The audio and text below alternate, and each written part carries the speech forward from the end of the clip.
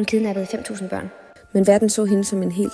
Georgia Tann blev kaldt adoptionsekspert i USA i 1920'erne og 30'erne.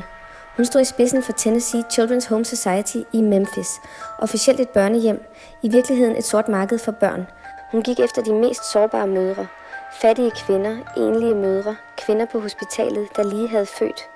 Nogle gange sagde hun, at barnet skulle have ekstra lægehjælp, og så kom det aldrig tilbage. Andre gange fik mødre at vide, at barnet var dødt, selvom det i virkeligheden var solgt videre.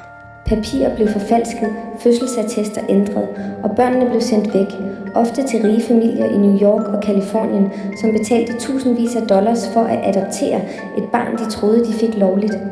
Mange kendte og velhavende amerikanere fik deres børn gennem Georgia Tann, uden at vide, at de i virkeligheden var stjålet. Imens levede hun selv et komfortabelt liv og blev rost i medierne som en kvinde, der reddede børn. Bag facaden døde børn i hendes varetægt af forsømmelse, misbrug og sygdom. Man anslår, at omkring 5.000 børn blev stjålet og handlet gennem hendes organisation, og mindst adskillige snese døde på grund af hendes behandling. I 1950 begyndte staten Tennessee endelig at undersøge hende for korruption og børnesalg. Men før sagen nåede retten, døde Georgia Tann af kræft. Hun blev aldrig dømt.